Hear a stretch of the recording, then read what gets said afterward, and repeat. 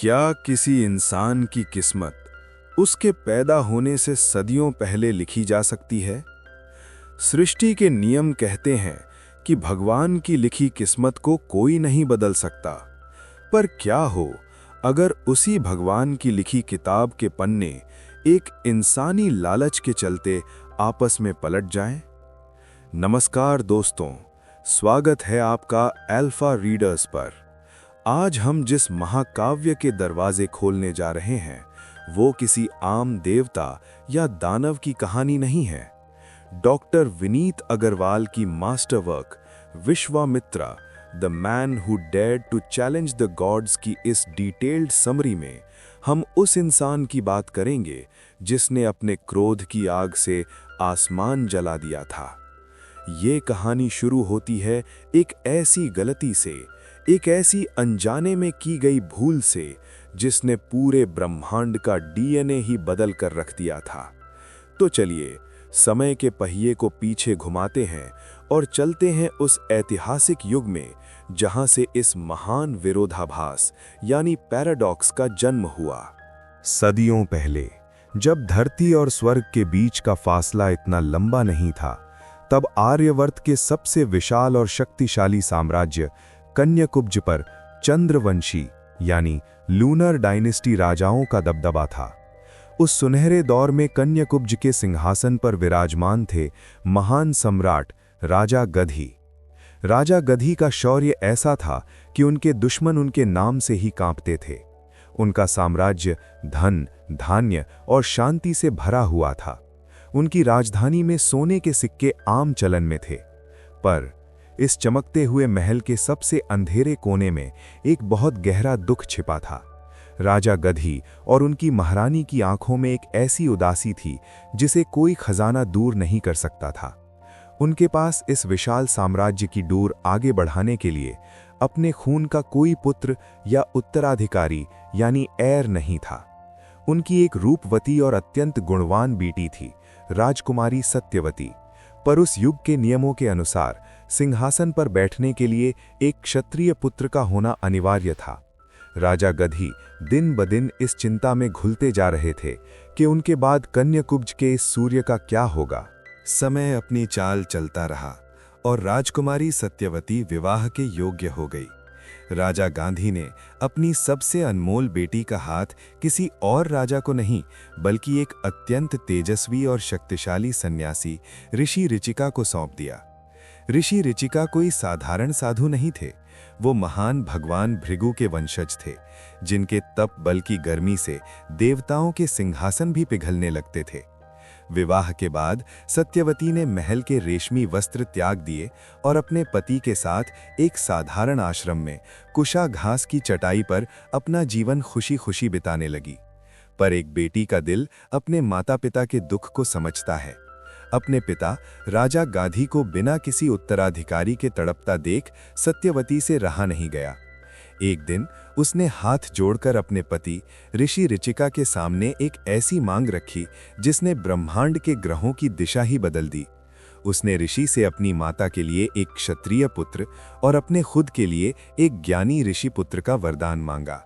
ऋषि ऋचिका, जो सृष्टि की किसी भी ऊर्जा को अपने तप से नियंत्रित कर सकते थे, उन्होंने मुस्कुराते हुए अपनी पत्नी की प्रार्थना स्वीकार कर ली। उन्होंने आश्रम के आंगन में एक विशाल यज्ञ का आयोजन किया। अग्नि प्रज्वलित की गई। कई दिनों तक घंघोर मंत्रों और वेदों का पाठ हुआ। अंतरिक्ष से दिव्य शक्तियों का आह्वान किया गया। ऋषि ऋचिका ने अपने सदियों के तप को निचोड़कर 2 अलग-अलग खीर के प्याले तैयार किए। इन प्यालों को उस युग में चरु कहा जाता था। पहला प्याला, जो उन्होंने अपनी पत्नी सत्यवती के लिए बनाया, उसमें एक ब्रह्म ऋषि की ऊर्जा थी, शांति, ज्ञान, ध्यान और अनंत संयम। ये एक ऐसे पुत्र के लिए था जिसके हाथ में सिर्फ वेद होंगे। और दूसरा प्याला, जो उन्होंने कन्याकुब्जा की महारानी के लिए बनाया, उसमें सूर्य जैसा तेज, ज्वालामुखी जैसा क्रोध और एक अपराजेय क्षत्रिय की ऊर्जा थी।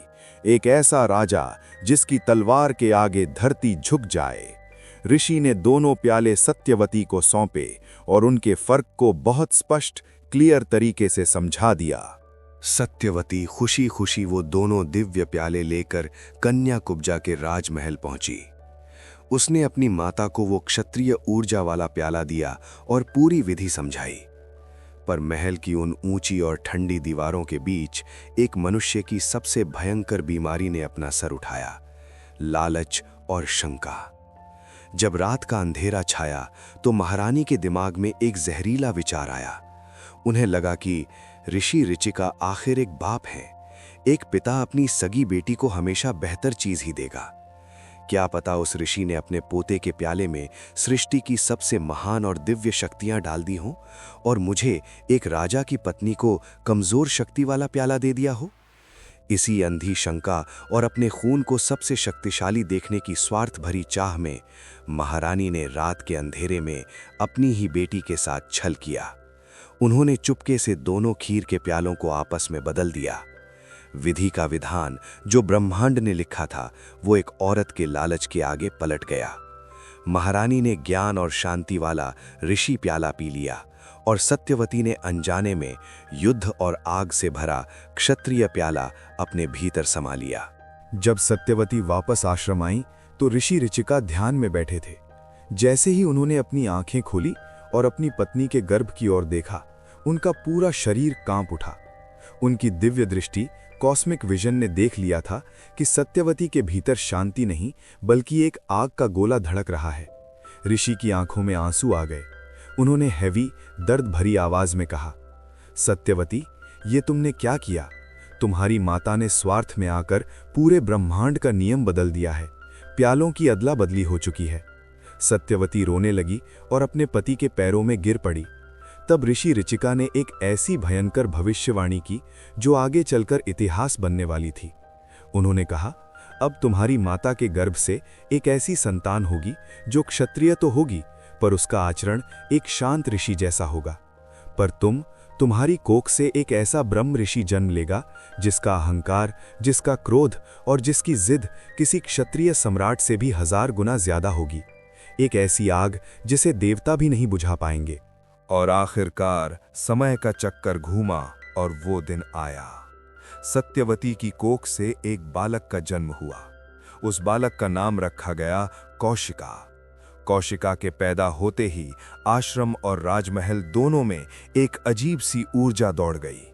वो कोई आम बालक नहीं था, वो सृष्टि का सबसे बड़ा विरोधाभास, एक लिविंग पैराडॉक्स था। उसके खून के हर एक कतरे में चंद्रवंशी राजाओं का उबाल और राजसी अहंकार था, पर उसकी आत्मा की गहराई में महर्षि भृगु की सदियों पुरानी ध्यान और तप की ऊर्जा छुपी थी। ये बिल्कुल वैसा ही था जैसे बर्फ के किसी विशाल पहाड़ के भीतर एक आग उगलता हुआ ज्वालामुखी छिपा हो। बचपन से ही कौशिका बाकी राजकुमारों से बिल्कुल अलग था। एक तरफ वो शस्त्रों और वेदों का ज्ञान ऐसे पीता था जैसे कोई सन्यासी हो, और दूसरी तरफ जब वो तलवार उठाता तो उसकी आंखों में ऐसी क्रूरता और ऐसी क्षत्रिय आग होती थी कि बड़े बड़े योद्धा उसके सामने सिर उठाने से डरते थे। जैसे जैसे कौशिका बड़ा हुआ, उसका तेज आसमान छूने लगा। राजा गधी के बाद कन्या कुब्जा का विशाल सिंहासन कौशिका को सौंपा गया। राजा बनते ही कौशिका के भीतर का वो क्षत्रिय चारु पूरी तरह से हावी हो गया। उसने अपनी सेना का विस्तार किया। एक आम राजा की तरह नहीं बल्कि एक अहंकारी सम्राट की तरह उसने आसपास के राज्यों को रौंदना शुरू कर दिया। उसकी अपराजेय तलवार और उसके दिव्य अस्त्र के आगे आर्यवर्त का कोई भी राजा टिक नहीं पाया। कौशिका का आत्मसम्मान अब गुरूर में बदल चुका था। वो एक चक्रवर्ती सम्राट बन गया था। अपने स्वर्ण रथ पर खड़े होकर जब वो अपनी लाखों की सेना को देखता तो उसके मन में एक ही विचार आता, इस पूरी सृष्टि में, इस पूरी पृथ्वी पर मेरे अहंकार और मेरी शक्ति को चुनौती देने वाला अब कोई नहीं बचा है। मैं ही सर्वशक्तिमान हूं। पर सम्राट कौशिका अपनी इस ऐंठ में एक छोटी सी बात भूल गया था। किस्मत ने उसके अहंकार का इलाज किसी विशाल सेना या हथियार में नहीं बल्कि मिट्टी की एक साधारण सी झोपड़ी में रखा था। एक दिन शिकार पर निकला ये अहंकारी सम्राट एक ऐसे आश्रम में पहुंचेगा जहां उसकी आग का सामना ब्रह्म ऋषि वशिष्ठ के आकर्षण और अनंत शांति से होगा। एक ऐसा टकराव जहां तलवारें राख बन जाएंगी और गुरूर मिट्टी में मिल जाएगा। आखिर कन्या कुब्जा की लाखों की सेना एक छोटी सी गाय को क्यों नहीं हरा पाई? जानने के लिए बने रहिए अल्फा रीडर्स की इस मेगा सीरीज के अगले हिस्से में। कहानी पसंद आई हो तो लाइक जरूर करें। कान्यकुब्जा के सिंहासन पर बैठने के बाद सम्राट कौशिका के भीतर का वो क्षत्रिय अहंकार जो उस दिव्य प्याले से मिला था, आग की तरह फैलने लगा। अपनी ताकत और साम्राज्य की सीमाओं को आसमान तक बढ़ाने की भूख में कौशिका एक विशाल सैन्य अभियान पर निकल पड़ा। ये कोई साधारण सेना नहीं थी, ये एक अक्षौहिणी सेना थी। हजारों मस्त हाथी जिनके पांव तले धरती कांपती थी, लाखों घोड़े जिनकी टापों की आवाज से आसमान गूंज उठता था, और असंख्य पैदल सैनिक जो मौत से भी नहीं डरते थे। सम्राट कौशिका अपने दिव्य स्वर्ण रथ पर सवार थे, एक के बाद एक आर्यवर्त के कई राज्यों को रौंदते हुए उनका गुरूर पहाड़ों से भी ऊंचा हो गया था। पर इस लगातार युद्ध और कूच ने सेना को बुरी तरह तोड़ दिया था। घनघोर जंगलों में भटकते हुए कई दिन बीत गए। भूख, प्यास और जेठी गर्मी से सैनिकों के होंठ सूख गए थे। हाथी चिंघाड़ने लगे थे और घोड़े निढाल होकर गिरने लगे थे। कौशिका को अपनी इस विशाल सेना के अंत का डर सताने लगा था। सेना थकान से मौत के कगार पर थी। तभी घने जंगल के बीच एक चमत्कारिक बदलाव आया। अचानक हवा में एक अजीब सी ठंडक और सुगंध घुल गई, जैसे किसी ने जलते हुए कोयले पर चंदन का पानी डाल दिया हो। सूखे पत्तों की जगह चारों ओर हरे भरे वृक्ष और खिले हुए फूल नजर आने लगे। जब सेना आगे बढ़ी तो उन्होंने एक ऐसी जगह देखी जो इस पूरी दुनिया और सृष्टि के नियमों से अलग थी। यहाँ एक खूंखार शेर और एक भोला हिरण एक ही नदी के घाट पर शांति से पानी पी रहे थे। हवा में वेदों के पाठ की ध्वनि और घंटियों की गूंज थी। किसी भी शस्त्र या हथियार का डर इस जगह की सीमा के भीतर आते ही खत्म हो जाता था। ये महान ब्रह्म ऋषि वशिष्ठ का आश्रम था, एक ऐसी पवित्र धरती जहां देवता भी अपने मुकुट उतारकर प्रवेश करते थे। सम्राट कौशिका ने अपना रथ रोका और अपने मुख्य सेनापतियों के साथ आश्रम में प्रवेश किया। सामने कुशा की चटाई पर ब्रह्म ऋषि वशिष्ठ ध्यान मग्न बैठे थे।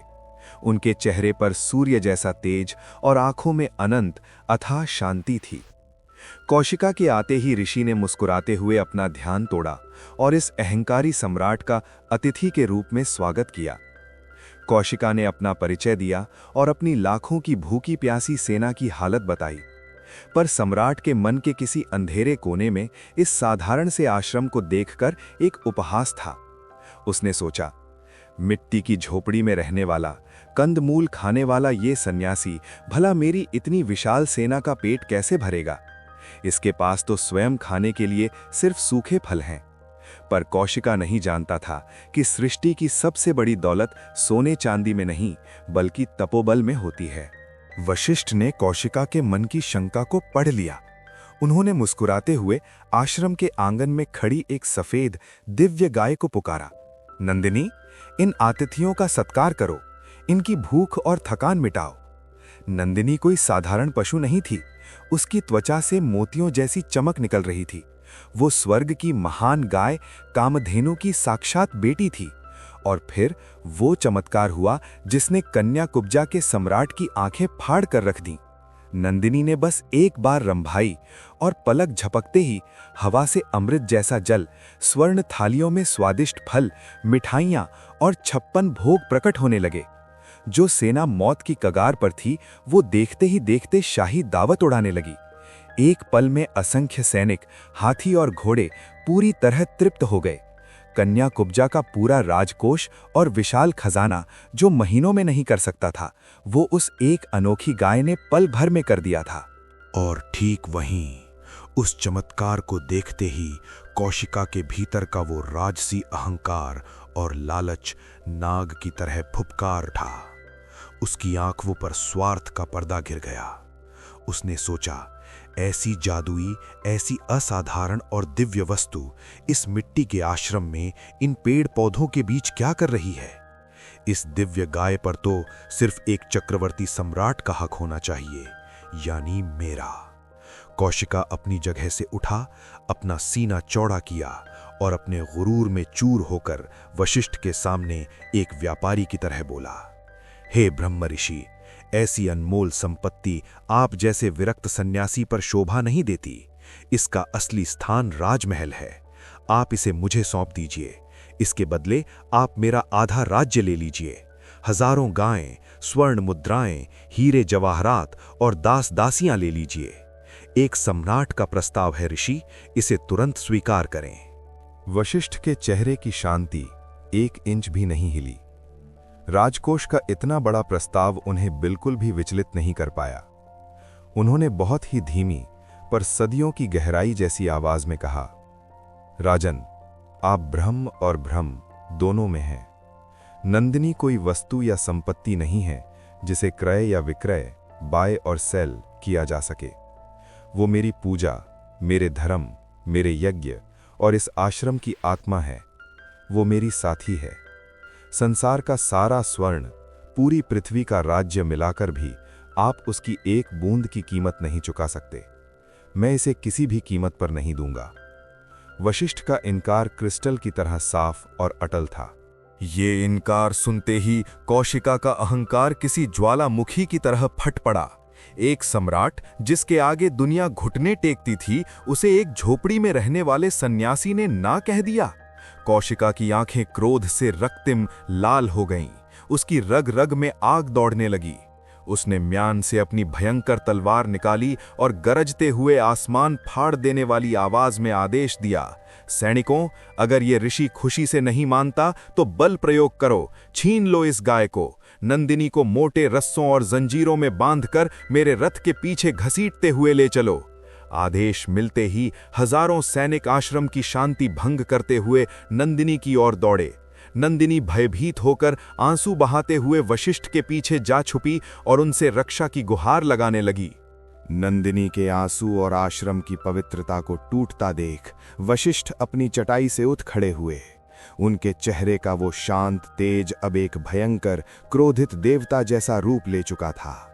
उन्होंने न कोई तलवार उठाई, न सेना बुलाई और न ही कोई भारी शस्त्र निकाला। उन्होंने सिर्फ अपने पास रखा हुआ एक छोटा सा साधारण लकड़ी का डंडा, जिसे ब्रह्मदंडा कहते थे, उठाया और पूरी शक्ति के साथ उसे धरती पर गाड़ दिया। ब्रह्मांड के नियम ठहर गए, समय जैसे रुक गया। उस छोटे से डंडे से ऐसी दिव्य ऊर्जा निकली जिसने हवा का रुख बदल दिया और आसमान में काले बादल छा गए। कौशिक पागल हो चुका था। उसने उस अकेले ऋषि पर अपने सबसे खतरनाक और दिव्य अस्त्र छोड़ने शुरू कर दिए। उसने अग्नेयास्त्र चलाया, डंडे ने आग सोख ली। उसने वरुणास्त्र और वायव्यास्त्र चलाए, सब बेअसर। कौशिक के तरकश का हरेक तीर, सेना का हरेक भाला उस ब्रह्मदंड के आगे ऐसे गायब हो गया जैसे आग सूखे पत्तों को निगल लेती है। और उसके बाद ब्रह्मदंड ने अपना असली रूप दिखाया। डंडे से निकली किरणों ने पल भर में कन्याकुब्जा की उस अपराजेय, विशाल और अहंकारी सेना को, हजारों मस्त हाथियों को, रथों को और घमंडी सैनिकों को राख के ढेर में तब्दील कर दिया। बिना एक भी खून की बूंद बहाए वशिष्ठ ने कौशिक के पूरे साम्राज्य की ताकत को हवा में उड़ा दिया था। हवा में सिर्फ उड़ती हुई राख और मौत जैसा सन्नाटा था। उसी धूल और राख के बीच घुटनों पर गिरा हारा हुआ सम्राट कौशिका आसमान की तरफ देख रहा था। उसके सर का स्वर्ण मुकुट जमीन पर पड़ा था। उसकी अनमोल तलवार के टुकड़े हो चुके थे। उसका गुरूर जो पहाड़ों से ऊंचा था, आज मिट्टी में मिल गया था। एक अकेले निहत्थे ऋषि ने पूरे साम्राज्य को धूल चटा दी थी। कौशिका के कंपाते होठों से सृष्टि के सबसे ऐतिहासिक शब्द निकले, धिग्बलम क्षत्रिय बलम ब्रह्म तेजो बलम बलम। धिक्कार है मेरे इस क्षत्रिय बल पर, धिक्कार है इन तलवारों पर। असली शक्ति शस्त्र में नहीं, असली शक्ति तो ज्ञान और तप में है। उसी पल कन्याकुब्जा का वो अहंकारी सम्राट वहीं राख में मर गया। कौशिका ने अपने राजसी वस्त्र फाड़ दिए और एक सन्यासी के रूप में निकल पड़ा हिमालय की बर्फीली चोटियों की ओर, एक ऐसी तपस्या शुरू करने जो आगे चलकर स्वर्ग के देवताओं की नींदें उड़ाने वाली थी। कन्याकुब्ज के राजमहल के मखमली गद्दों पर सोने वाला सम्राट कौशिका अब नंगे पांव हिमालय की उन बर्फीली और खौफनाक चोटियों की ओर बढ़ रहा था जहां हवा भी खून जमा देती है। उसने अपने सिर से स्वर्ण मुकुट उतारकर फेंक दिया था और एक साधारण सन्यासी के फटे हुए खुरदुरे वस्त्र धारण कर लिए थे। रास्ते में आने वाले कांटे और नुकीले पत्थर उसके पैरों को छलनी कर रहे थे, पर उसकी आंखों में अब दर्द नहीं था, बल्कि उस लकड़ी के डंडे ब्रह्मदंड को झेलने वाली अनंत शक्ति को पाने की आग थी। महीनों की इस भयंकर यात्रा के बाद कौशिका एक ऐसी घंघोर और सुनसान पर्वत की चोटी पर पहुंचा जहां सांस लेना भी मौत को दावत देना था। वहां चारों ओर सिर्फ सफेद बर्फ और मौत जैसा सन्नाटा था। उसी बर्फ के बीच कौशिका ने अपना आसन जमाया। उसने अपने हाथ जोड़े, अपनी आंखें बंद कीं और ध्यान की गहरी खाई में उतर गया। शुरू हुई एक ऐसी तपस्या जिसकी गर्मी से जल्द ही पूरे ब्रह्मांड का तापमान बढ़ने वाला था। समय का चक्र घूमने लगा। दिन महीनों में और महीने वर्षों में बदल गए। हिमालय के उस बर्फीले तूफान में कौशिका एक पत्थर की मूर्ति की तरह स्टिल बैठा रहा। न उसने अन्न का एक दाना खाया, न जल की एक बूंद पी।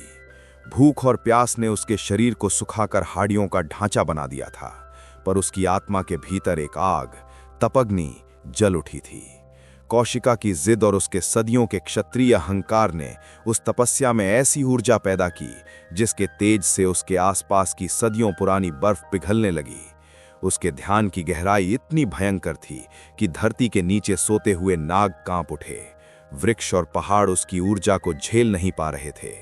कौशिका का संकल्प अटल था, जब तक मैं इस क्षत्रिय शरीर में ब्रह्म ऋषि का तेज प्राप्त नहीं कर लेता, जब तक मैं वशिष्ठ के उस ब्रह्मदंड को तोड़ने की शक्ति नहीं पा लेता, मेरी आंखें नहीं खुलेंगी। धरती से उठने वाली उस असहनीय ऊर्जा की लपटें आसमान को चीरती हुई सीधे स्वर्ग लोक तक जा पहुंची।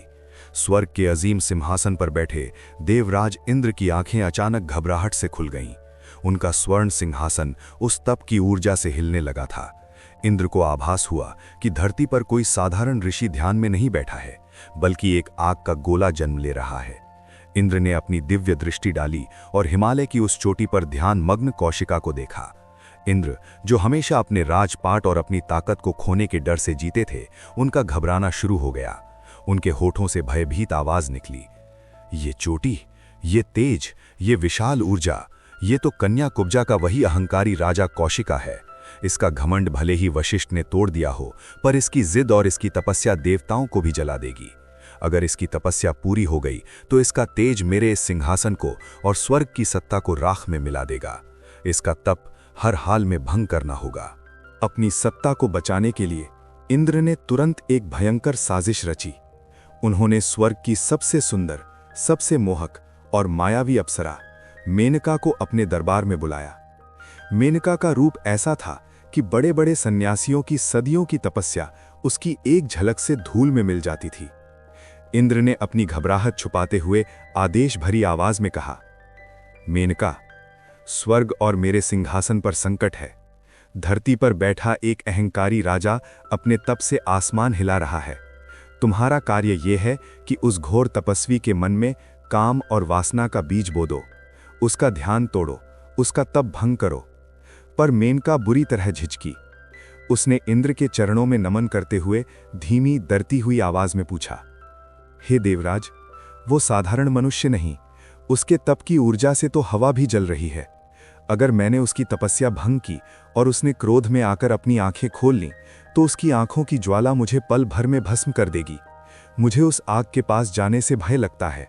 इंद्र ने मेनका को आश्वासन दिया और उसकी रक्षा के लिए कामदेव और वसंत ऋतु को उसके साथ भेज दिया। हिमालय की उस बर्फीली, सुनसान चोटी पर, जहां बरसों से सिर्फ हवाओं की चीख और बर्फ के तूफान सुनाई देते थे, वहां अचानक सृष्टि का सबसे बड़ा चमत्कार हुआ। वसंत ऋतु ने पूरे पर्वत को अपनी माया से घेर लिया। देखते ही देखते सारी बर्फ पिघलकर झरनों में बदल गई। सूखे और नंगे पेड़ों पर हरे भरे पत्ते और महकते हुए फूल खिलाए। कोयल की मीठी आवाज और सुगंधित हवा ने पूरे माहौल को मदहोश कर दिया। वो मौत जैसा पर्वत पलक झपकते ही एक सुंदर स्वर्ग में बदल गया।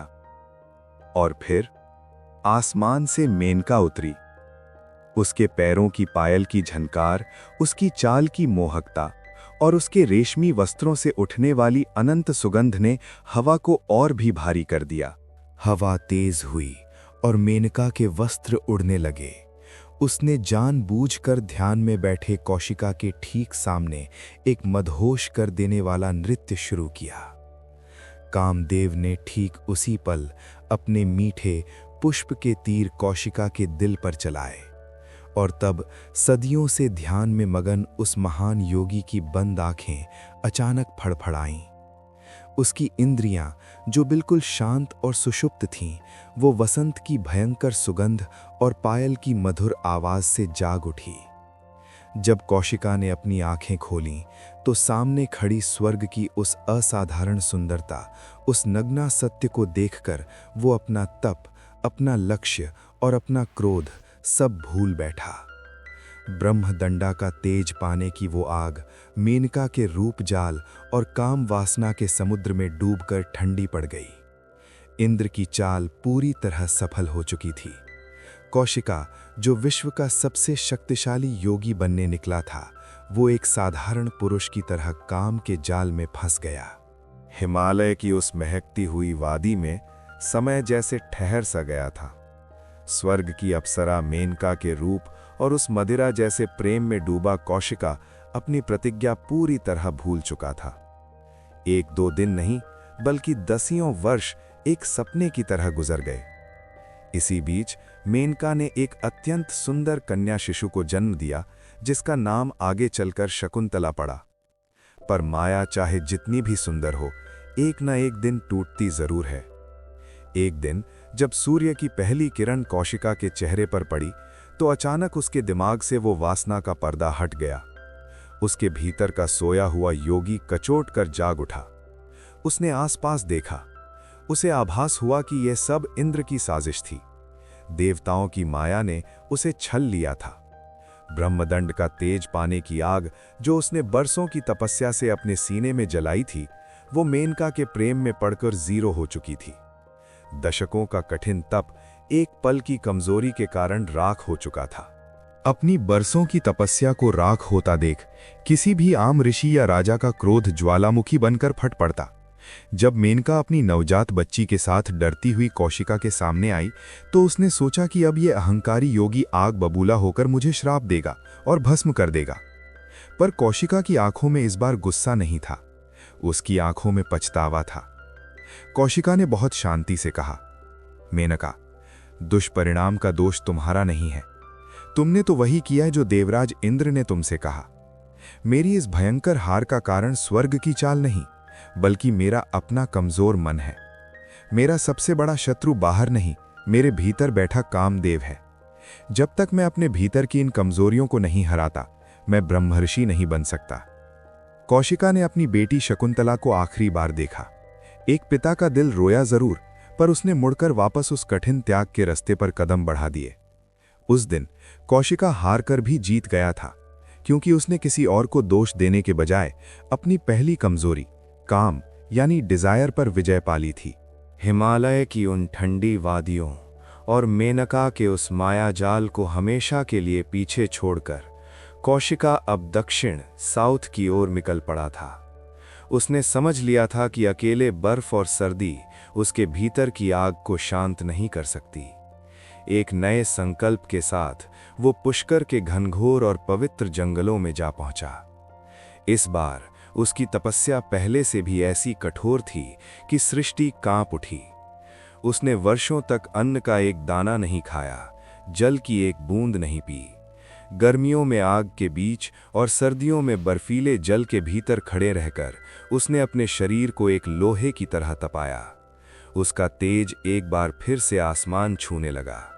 पर सृष्टि का नियम है कि जब कोई इंसान अपनी मंजिलें तय करने लगता है, तो परीक्षाएं अपने सबसे भयंकर रूप में लौट कर आती हैं।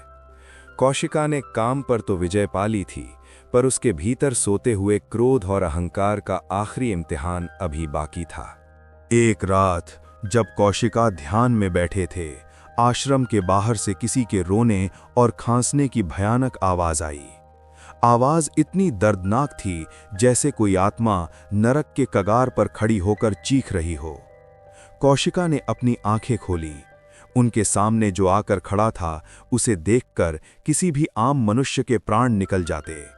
वो एक अत्यंत कुरूप, मैला और भयभीत शख्स था, जिसके शरीर से जलते हुए मांस जैसी दुर्गंध आ रही थी। उसने काले फटे हुए कपड़े पहने थे और उसके गले में हड्डियों की माला थी। रोते हुए उस शख्स ने कौशिका के पांव पकड़ लिए और जमीन पर अपना माथा रगड़ने लगा। कौशिका ने शांति से पूछा, कौन हो तुम और तुम्हारी ऐसी भयंकर चंडालों जैसी दशा किसने की है? रोते हुए उस शख्स ने जो जवाब दिया, उसने पुष्कर के उस शांत जंगल में एक नए तूफान को जन्म दे दिया। उस शख्स ने कांप कपाती आवाज में कहा, हे महान योगी, मैं कोई चंडाल नहीं, मैं अयोध्या का महान सम्राट इक्ष्वाकु वंश का राजा त्रिशंकु हूं। एक महान सम्राट की ऐसी दुर्दशा? कौशिका ध्यान से सुनते रहे। त्रिशंकु ने आगे बताया, मेरी एक जिद थी हे योगी, मैं स्वर्ग जाना चाहता था, पर मरने के बाद नहीं। मैं अपने इस भौतिक शरीर, फिजिकल बॉडी, इस मांस और हड्डियों के साथ सशरीर स्वर्ग पर राज करना चाहता था। जब मैंने अपनी ये इच्छा अपने राजगुरु को बताई तो उन्होंने इसे सृष्टि के नियमों के खिलाफ बताकर मुझे इनकार कर दिया। मैंने उनसे बहस की, उनके पुत्रों से मदद मांगी और इस अहंकार में उन्होंने मुझे श्राप दे दिया। उन्होंने मुझे इस भयंकर चंडाल रूप में बदल दिया। अब न मैं राजा रहा न इंसान, सब ने मुझे ठुकरा दिया है। कृपा करके अपने तप बल से मेरी रक्षा करें, मुझे इस शरीर के साथ स्वर्ग भेज दें। त्रिशंकु की बात खत्म होने से पहले कौशिका ने एक कठोर आवाज में पूछा, कौन है वो तुम्हारा राजगुरु जिसने एक राजा को चांडाल बनाने का साहस किया? रोते हुए त्रिशंकु के होठों से नाम निकला, ब्रह्म ऋषि वशिष्ठ। वशिष्ठ, ये नाम सुनते ही कौशिका के भीतर की वो दबी हुई राख, वो सदियों पुराना घाव, आग का भयंकर ज्वालामुखी बनकर फट पड़ा। वशिष्ठ, वही ऋषि जिसने नंदिनी गाय छीन लेने के क्रोध में कौशिका के पूरे साम्राज्य को धूल चटा दी थी। कौशिका के क्षत्रिय डीएनए में रचा वो सूता हुआ अहंकार एक पल में जाग उठा। उसकी आंखें लाल हो गईं। जो वशिष्ठ नहीं कर सका वो मैं करूंगा। कौशिका ने आसमान की ओर गरजते हुए कहा, हे त्रिशंकु, उठो, जिसे वशिष्ठ ने ठुकरा दिया उसे आज मैं अपनाता हूं। तुम्हें स्वर्ग जाना है, मैं तुम्हें अपने तप के बल पर इसी शरीर के साथ स्वर्ग भेजूंगा। देखता हूं कौन सा देवता मेरा रास्ता रोकता है। अपने अहंकार की आग में अंधे हो चुके कौशिका ने पुष्कर में एक विशाल यज्ञ का आयोजन किया। उन्होंने आर्यावर्त के सारे ऋषियों को बुलाया और आसमान की ओर देखकर देवताओं को आह्वान दिया, आओ देवताओं, आओ और इस त्रिशंकु की आहुति स्वीकार करो। पर स्वर्ग में घनघोर सन्नाटा था। सृष्टि के नियमों के खिलाफ होने के कारण और चंडाल रूप में होने के कारण किसी भी देवता ने उस यज्ञ का प्रसाद स्वीकार नहीं किया। अग्निकुंड से आहुति वापस आने लगी। कौशिका का अहंकार अब आसमान फाड़ रहा था। उनका पूरा शरीर क्रोध से कांप रहा था। एक योगी का सबसे बड़ा आभूषण उसकी शांति होती है, पर कौशिका फिर से वही जिद्दी राजा बन चुके थे। उन्होंने अपने हाथ में पवित्र तप जल लिया और आसमान को देखते हुए एक भयंकर ललकार लगाई, देवताओं, अगर तुम इसका अधिकार नहीं मानते तो धिक्कार है तुम्हारी सत्ता पर। मैं अपने वर्षों के तप बल का प्रयोग करता हूं। जा त्रिशंकु, निकल जा सृष्टि को चीरता हुआ और बैठ जा स्वर्ग के सिंहासन पर। कौशिका के तप बल की ऊर्जा जैसे ही त्रिशंकु को लगी, गुरुत्वाकर्षण के नियम टूट गए। एक भारी मांस और हड्डियों वाला चांडाल शरीर एक रॉकेट की तरह आसमान की ओर उड़ने लगा। बादलों को फाड़ते हुए, तारों को चीरते हुए त्रिशंकु सीधा स्वर्ग के स्वर्ण द्वार पर जा टकराया। स्वर्ग में हाहाकार मच गया। देवराज इंद्र अपना वज्र लेकर बाहर आए। एक सशरीर मनुष्य को स्वर्ग में घुसता देख इंद्र क्रोध से पागल हो गए। महापापी चांडाल, स्वर्ग में तुम्हारा कोई स्थान नहीं है। इंद्र ने गरजते हुए अपना वज्र उठाया और त्रिशंकु को पूरी शक्ति से धक्का दे दिया। स्वर्ग की उस अजीम ऊंचाई से त्रिशंकु उल्टा हेड फर्स्ट नीचे धरती की ओर गिरने लगा। हवा को चीरते हुए, रोते हुए उसने आखिरी चीख लगाई, बचा लीजिए महान कौशिका, मुझे बचा लीजिए, मैं गिर रहा हूं। आसमान से उल्टा गिरते हुए त्रिशंकु को देखकर कौशिका की आंखें क्रोध से रक्तिम ज्वाला बन गईं। उसकी रग रग में सृष्टि को जला देने वाली बिजली दौड़ने लगी।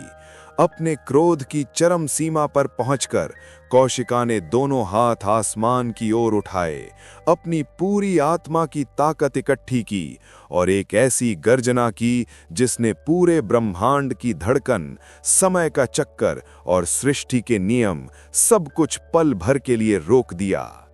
तिष्ठा, तिष्ठा, रुक जाओ त्रिशंकु, जहां हो वहीं रुक जाओ। और ठीक उसी पल अंतरिक्ष में चमकता हुआ त्रिशंकु न धरती पर गिरा, न स्वर्ग में जा सका। वो बीचों बीच हवा में उल्टा लटक गया। समय ठहर चुका था। सृष्टि कांप उठी, देवता रो पड़े, और तब कौशिका ने वो किया जो सृष्टि के आरंभ से आज तक किसी और ने नहीं किया था। उसने स्वयं भगवान ब्रह्मा की सत्ता को ललकार दिया। अगर इंद्र का स्वर्ग इस राजा को नहीं अपना सकता तो मैं इसका अपना अलग स्वर्ग बनाऊंगा। कौशिका ने अपने इकट्ठे किए गए तपोबल को जलाना शुरू किया। उस धरती पर बैठे बैठे हवा में अपने हाथ घुमाकर उस महान ऋषि ने अंतरिक्ष की खाली जगह में नए तारे, स्टार्स रचने शुरू कर दिए। नई आकाश गंगाएं गढ़ी गईं, नए नक्षत्र और नए सप्त ऋषि बनाए गए। उसने एक पूरा का पूरा नया स्वर्ग, जिसे आज तक त्रिशंकु स्वर्ग कहा जाता है, आसमान में स्थापित कर दिया। एक मनुष्य आज देवताओं का भी देवता बन रहा था। स्वर्ग में बैठे इंद्र घबराकर ब्रह्मा जी के चरणों में रो पड़े, क्योंकि कौशिका अपनी इस आग में पुराने ब्रह्मांड को निगलने के कगार पर था। आखिरकार देवताओं की प्रार्थना पर कौशिका शांत हुए। त्रिशंकु और उसका नया स्वर्ग अंतरिक्ष में हमेशा के लिए स्थापित हो गया। पर नीचे धरती पर पुष्कर के उस घंघोर जंगल में जब आग बुझी और धुआं छटा, तो कौशिका वहीं धूल में घुटनों पर गिरा हुआ था। उसका शरीर अंदर से पूरी तरह खोखला हो चुका था। त्रिशंकु को स्वर्ग भेजने, गुरुत्वाकर्षण को रोकने और एक नया ब्रह्मांड रचने में कौशिका ने अपनी वर्षों की पूरी तपस्या, अपना पूरा ऊर्जा भंडार जलाकर भस्म कर दिया था। वशिष्ठ का नाम सुनकर आए उस पल भर के क्रोध और अहंकार ने उसे फिर से जीरो पर लाकर खड़ा कर दिया था। कौशिका ने अपने थके हुए हाथ देखे और एक बार फिर अपने क्रोध के हाथों वो ब्रह्म ऋषि बनने की दौड़ में बुरी तरह हार चुका था। आसमान में एक नया ब्रह्मांड चमक रहा था। त्रिशंकु अपने नए स्वर्ग में स्थापित हो चुका था। सृष्टि कांप रही थी, पर नीचे धरती पर पुष्कर की राख में घुटनों पर बैठा कौशिका फिर से पूरी तरह खाली हाथ था। क्रोध के उस भयंकर तूफान के बाद जब शांति छाई, तो कौशिका को आभास हुआ कि उसने अपनी ऐंठ में क्या खो दिया है। एक आम क्षत्रिय की तरह वशिष्ठ का नाम सुनते ही उसका ईगो ट्रिगर हो गया था। नया स्वर्ग बनाने में उसका सदियों का तप बल, उसकी ऊर्जा फिर से जीरो हो चुकी थी। अपने आंसुओं को पीते हुए योगी ने आसमान की ओर देखा और खुद से कहा, पहली बार काम वासना ने मुझे हराया था, पर इस बार मेरे अपने अहंकार और क्रोध ने मुझे भस्म कर दिया। शस्त्र त्यागने से कोई सन्यासी नहीं बन जाता। जब तक मेरे भीतर ये क्रोध जिंदा है, मैं कभी ब्रह्म ऋषि नहीं बन सकता। और इस तरह हारने के बाद कौशिका ने एक बार फिर अपना आसन जमाया, अब की बार सब कुछ भुलाकर। सदियों तक कौशिका की तपस्या निरंतर चलती रही। उनका तेज एक बार फिर धरती को रोशन करने लगा, पर परीक्षाएं कभी खत्म नहीं होती। एक दिन जब वो ध्यान में थे, आश्रम के बाहर से किसी के रोने की आवाज आई। वो कोई साधारण आवाज नहीं थी, वो एक डरी हुई मासूम आत्मा की चीख थी। कौशिका ने आंखें खोली।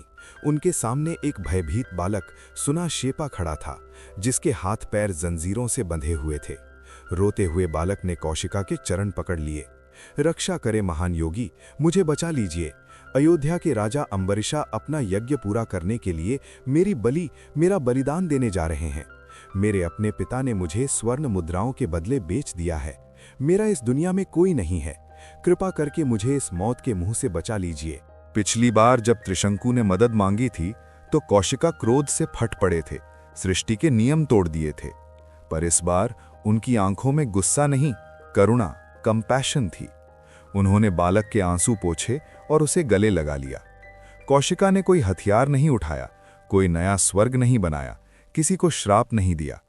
उन्होंने अत्यंत शांति से सुनाशेपा को 2 दिव्य मंत्र दिए और कहा, पुत्र, जब तुम्हें यज्ञ की बेदी पर बांधा जाए तो डरो मत। क्रोध से नहीं, भक्ति से इन मंत्रों द्वारा स्वर्ग के देवताओं का आह्वान करना। मेरा तप तुम्हारी ढाल बनेगा। और वही हुआ। बालक के दिव्य गायन और कौशिका के निस्वार्थ तपोबल से खुश होकर देवताओं ने उसकी आहुति रोक दी और उसे जीवन दान दिया। बिना क्रोध किए, बिना तलवार उठाए कौशिका ने एक मासूम की जान बचा ली थी। असली शक्ति गुस्से में नहीं, दया में होती है। कौशिका के इस निस्वार्थ काम ने उनके तप की ऊर्जा को सीधा आसमान की चोटियों तक पहुंचा दिया। स्वर्ग में बैठे देवराज इंद्र की नींद पूरी तरह उड़ चुकी थी। उन्हें लगा कि अब इस योगी को सृष्टि का सबसे बड़ा ऋषि बनने से कोई नहीं रोक सकता। अपनी घबराहट में इंद्र ने अपना आखिरी हारा हुआ दांव चला। उन्होंने स्वर्ग की एक और अजीम अप्सरा रंभा को बुलाया। रंभा डरती हुई बोली, हे देवराज, उनका तप अब आग का समुंदर है, मैं वहां नहीं जाऊंगी। पर इंद्र ने उसे आदेश दिया। पुष्कर के जंगल में ध्यान में बैठे कौशिका के कानों में एक बार फिर पायल की आवाज गूंजी। वसंत की सुगंध ने पूरे आश्रम को घेर लिया। रंभा अपने सबसे मोहक रूप में उनके सामने आकर नृत्य करने लगी। स्वर्ग एक बार फिर सृष्टि के सबसे महान योगी को रास्ते से भटकाने की कोशिश कर रहा था। जैसे ही पायल की आवाज तेज हुई, कौशिका की आंखें खुल गईं। वो पिछली बार की तरह काम वासना में नहीं फंसे, पर इस बार देवताओं की इस चाल को देखकर उन्हें भयंकर क्रोध आ गया। स्वर्ग मेरी तपस्या भंग करने का साहस कैसे कर सकता है? उन्होंने गरजते हुए रंभा की ओर देखा और उसे श्राप दे दिया। छल कपट करने वाली अप्सरा, मैं तुझे श्राप देता हूं कि तू 1000 वर्षों तक इसी स्थान पर पत्थर की मूर्ति बनकर खड़ी रहेगी। रंभा पलक झपकते ही पत्थर बन गई। पर ठीक उसी सेकंड कौशिका के हाथ कांपने लगे। उन्होंने खुद को देखा। मैंने फिर क्रोध किया, मैंने फिर गुस्से में आकर किसी को श्राप दे दिया। मेरा तप फिर से जलकर राख हो गया। कौशिका वहीं धरती पर गिर गए। उन्होंने आसमान की ओर देखा और अपने जीवन की सबसे कड़ी प्रतिज्ञा ली। अब ना मैं किसी को श्राप दूंगा, ना मैं क्रोध करूंगा, बल्कि जब तक मैं ब्रह्म ऋषि नहीं बन जाता, ना मैं एक शब्द बोलूंगा और ना ही मैं अपनी सांस लूंगा। और वहीं से शुरू हुआ ब्रह्मांड का सबसे कठिन तप, कुंभक। कौशिका ने अपने आसन पर बैठकर अपनी आंखें बंद की और अपनी सांस रोक ली। एक दिन नहीं, एक महीना नहीं, पूरे 1000 वर्षों तक धरती रुक गई। हवाओं ने चलना बंद कर दिया। उस विशाल योगी के शरीर से अब ऐसी ऊर्जा, ऐसी दिव्य ज्वाला निकलने लगी थी जिसने समुंदरों का पानी उबलना शुरू कर दिया। तारे अपना रास्ता भटकने लगे, देवताओं के सिंहासन जलने लगे और स्वर्ग धुएं से भर गया। सृष्टि त्राही त्राही कर उठी, पर कौशिका अपनी जगह से 1 इंच भी नहीं हिला। 1000 साल की उस भयंकर, सांस रोक देने वाली तपस्या के बाद जब अंतरिक्ष का तापमान हद से ज्यादा बढ़ गया, तो कौशिका ने अपनी आंखें खोलीं। उनका शरीर हड्डियों का ढांचा बन चुका था। उन्होंने अपनी सांस छोड़ी और अपना उपवास तोड़ने के लिए थोड़ा सा अन्न और जल अपने हाथ में लिया। जैसे ही पहला निवाला उनके होठों तक पहुंचने वाला था, ठीक उसी पल उनके सामने एक भूखा, गरीब और कमजोर ब्राह्मण आ खड़ा हुआ। कपकपाती आवाज में ब्राह्मण ने कहा, हे योगी, मैं कई दिनों से भूखा हूं, मेरे प्राण निकल रहे हैं। क्या आप अपना ये भोजन मुझे दान दे सकते हैं? देवराज इंद्र एक बार फिर रूप बदल कर आए थे, कौशिका के क्रोध और उनके अहंकार की आखिरी परीक्षा लेने। 1000 साल की भूख और ठीक सामने से भोजन छिन जाने का दुख। कोई भी साधारण इंसान क्रोध से फट पड़ता, पर इस बार जंगल में कोई आग नहीं भड़की। इस बार कौशिका की आंखों में कोई ज्वाला नहीं, बल्कि एक अनंत शांति थी। उन्होंने मुस्कुराते हुए उस ब्राह्मण को देखा। उनके भीतर का वो अहंकारी राजा अब हमेशा के लिए मर चुका था। बिना एक भी शब्द कहे, बिना किसी क्रोध या पछतावे के, कौशिका ने अपना सारा अन्न उस गरीब ब्राह्मण को खिला दिया।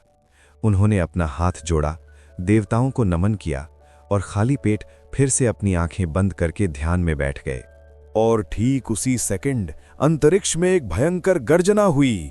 आसमान फट गया। देवताओं ने फूलों की वर्षा शुरू कर दी। सृष्टि के निर्माता स्वयं लॉर्ड ब्रह्मा धरती पर उतर आए। उनके तेज से पूरा जंगल रोशन हो गया। ब्रह्मा ने मुस्कुराते हुए उस अजीम योगी के कंधे पर हाथ रखा और कहा, उठो कौशिका, तुम्हारा तप पूरा हुआ।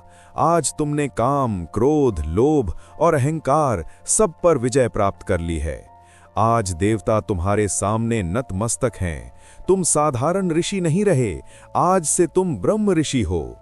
पर कौशिका अभी भी शांत थे। उनकी तलाश ब्रह्मा के आशीर्वाद पर खत्म नहीं हुई थी। उनकी आंखें तो उस एक शख्स को ढूंढ रही थी जिसने सदियों पहले उनका गुरूर तोड़ा था। और तभी भीड़ को चीरते हुए एक तेजस्वी मुख वाले सन्यासी आगे आए। वो महान ब्रह्म ऋषि वशिष्ठ थे। वशिष्ठ के हाथ में वही छोटा सा लकड़ी का डंडा ब्रह्मदंड था।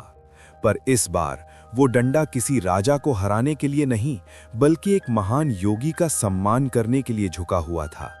वशिष्ठ मुस्कुराए और उन्होंने आगे बढ़कर कौशिका को अपने गले से लगा लिया। वशिष्ठ की आंखों में आंसू थे। उन्होंने भरी और गरजती हुई आवाज में पूरे ब्रह्मांड के सामने घोषणा की, ब्रह्म तेज की इस आग में तुम्हारा अहंकार जल चुका है मेरे भाई। आज तुमने मुझे भी जीत लिया है। आज से तुम सिर्फ कौशिका नहीं हो, आज से तुम पूरे विश्व के मित्र हो। आज से ये सृष्टि तुम्हें विश्व मित्र के नाम से जानेगी। दोस्तों, ब्रह्म ऋषि बनने के बाद विश्वामित्र की कहानी यहाँ खत्म नहीं होती, बल्कि उनका सबसे बड़ा ऐतिहासिक योगदान तो इसके बाद शुरू हुआ। जिस ब्रह्म ऋषि वशिष्ठ ने कभी उनका गुरूर मिट्टी में मिलाया था, उसी वशिष्ठ ने आगे चलकर अयोध्या के राजा दशरथ को आदेश दिया कि वो अपने सबसे प्रिय पुत्रों राम और लक्ष्मण को विश्वामित्र के हवाले कर दें। ये सृष्टि का सबसे बड़ा प्रमाण था कि वशिष्ठ को अपने इस मित्र पर कितना विश्वास था। एक समय पर जो हाथ क्रोध में आसमान जलाते थे, उन्हीं हाथों ने भगवान राम को सृष्टि के सबसे घातक दिव्यस्त्र सौंपे। उन्हें बला और अतिबला जैसी अजीम विद्याएं सिखाईं और उनका मार्गदर्शन करते हुए उन्हें सीता स्वयंवर तक ले गए। अपना ये सबसे महान और अंतिम कर्तव्य पूरा करने के बाद ब्रह्म ऋषि विश्वामित्र में इस सांसारिक मोह माया को हमेशा के लिए त्याग दिया और हिमालय की अनंत शांत चोटियों की ओर निकल पड़े, जहां से वो आसमान में सप्तऋषि मंडल द बिग डिपर कॉन्स्टिलेशन का एक अमर और चमकता हुआ हिस्सा बन गए। ब्रह्म ऋषि विश्वामित्र का ये ऐतिहासिक सफर हमें एक बहुत गहरा लाइफ लेसन देता है। सृष्टि की सबसे बड़ी लड़ाई किसी दुश्मन से नहीं, बल्कि हमारे अपने अंदर बैठे अहंकार, लालच और क्रोध से होती है। डॉक्टर विनीत अग्रवाल की इस बेहतरीन किताब ने हमें यही सिखाया है कि इंसान का अटूट संकल्प स्वर्ग के सिंहासन से भी बड़ा होता है। अगर आपको अल्फा रीडर्स की ये सिनेमैटिक पेशकश पसंद आई हो, तो इस वीडियो को लाइक जरूर करें।